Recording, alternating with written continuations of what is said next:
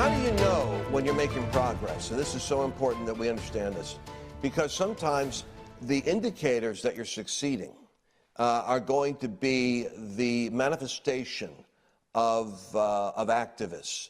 But what's particularly strange is we, in our circles, we think of activists as people that are out there on the streets, and politicians as people that are in here feeling the pressure from the activists. On the left, with the new Democratic Party, the activists, like Stacey Abrams and company in Georgia, they actually get elected to office.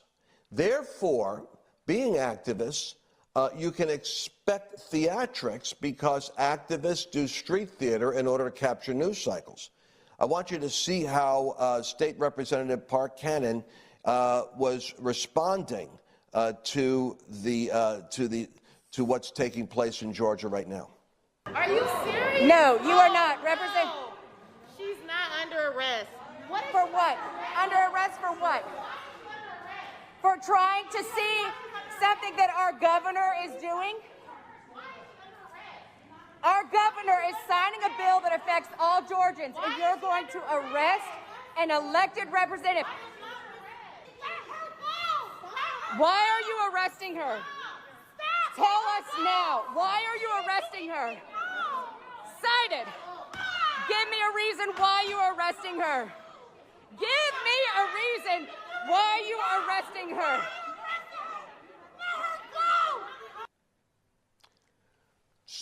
So you catch that? That's what you call, theater.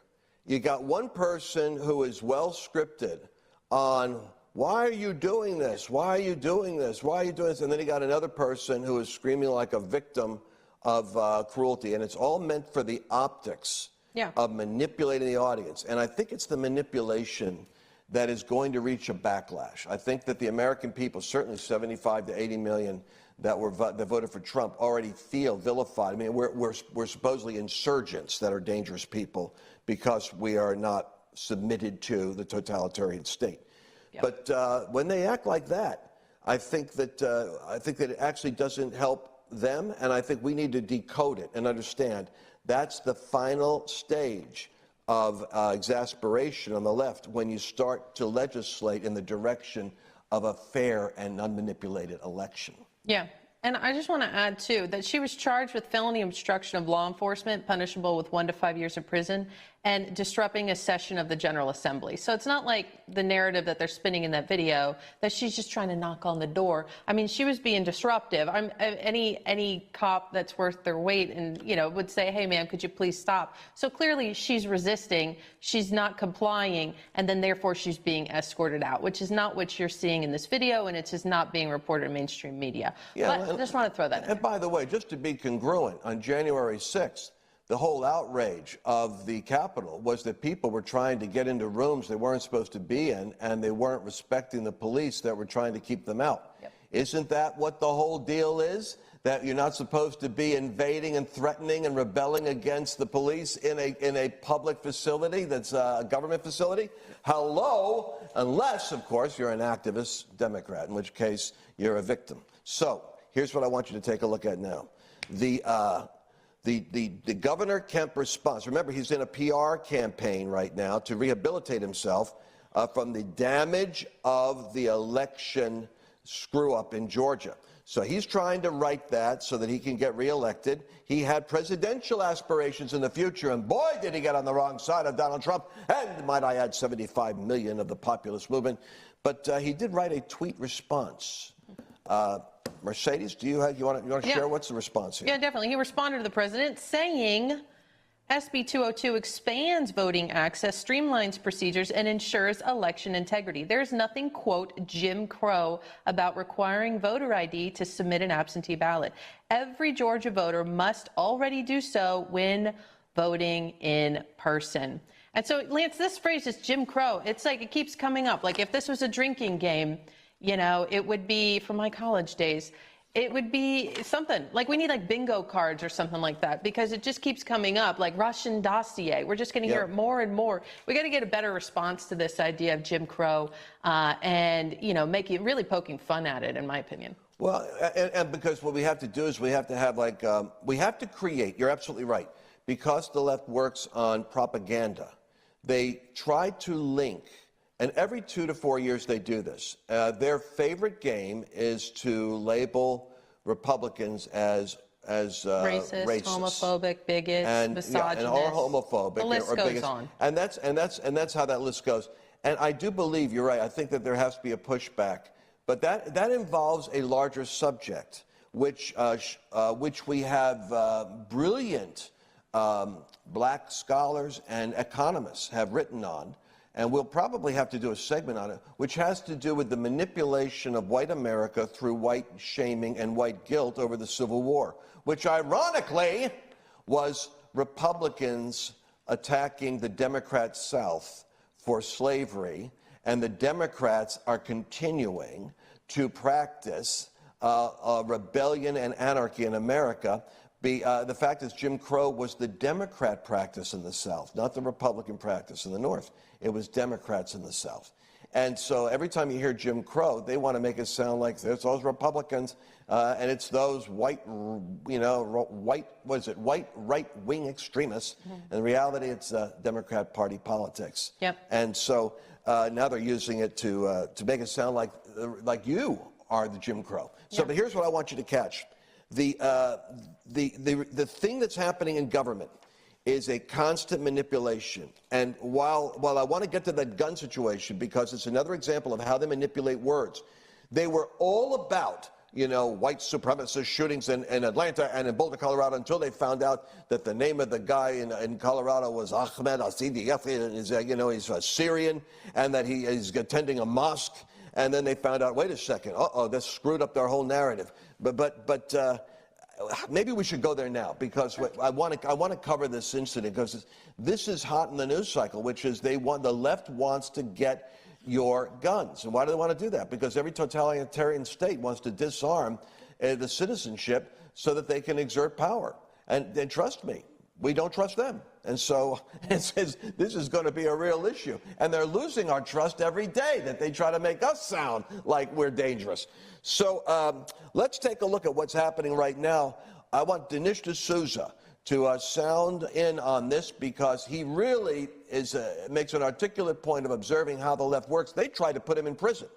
They tried to destroy this man in the Obama-Holder administration. So he, like Tucker Carlson with Antifa, showing up at his house twice. These bold conservative thinkers are actually I would say the oracles we need to be paying attention to. Okay, Dinesh, take it. So here's their narrative. Whenever a Muslim guy is involved in a shooting, the left knows only 2 words to say.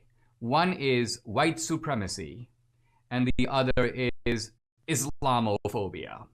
So it's got to be white supremacy that did it, and it's got to be Islamophobia that is the problem. But in this case, we have a problem. Why? Because the shooter was Muslim, and seemingly a radical Muslim. I'm going to go into that. And the victims, all 10 of them, were white. Now let's think about it. In the Atlanta shooting, 6 of the 8 victims were Asian American. And the immediate implication was hate crime. This is a hate crime against Asian Americans, even though the shooter in that case, a white guy, said, I'm a sex addict. I hate these massage parlors. I'm out to get rid of them. And so his motive appeared to be some kind of psychotic response to a sex addiction, nothing to do with race.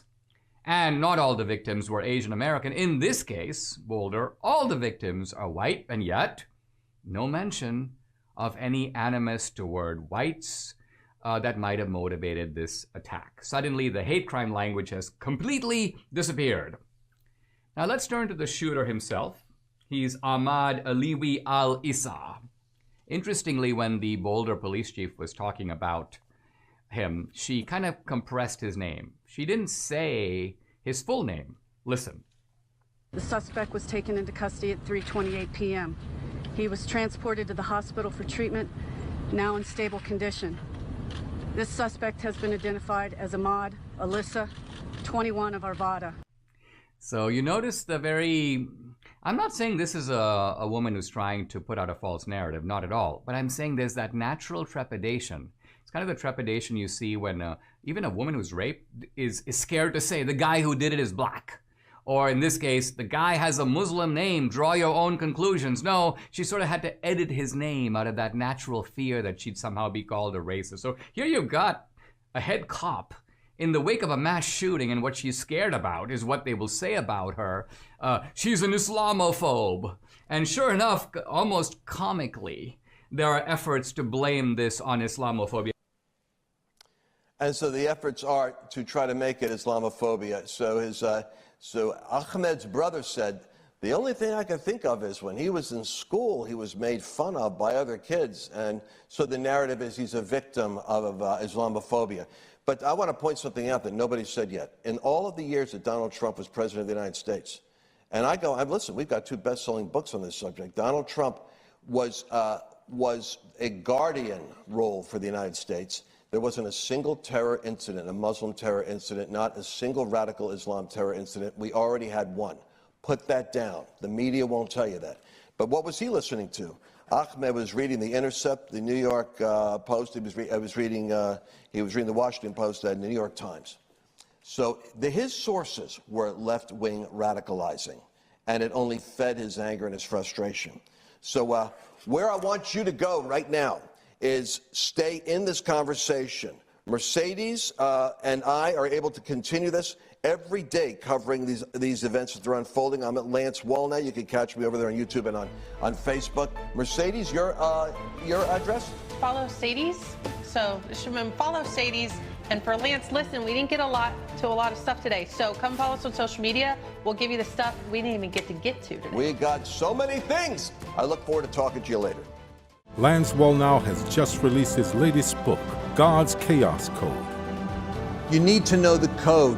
You need to know what's happening right now. There is a code in the chaos. There's a purpose in the shaking. Once you see this, it's going to give stability and strength to you. God is literally raising up an awakening generation right now. It's hidden in the code. You need to know the code. Order God's Chaos Code now at godschaoscode.com.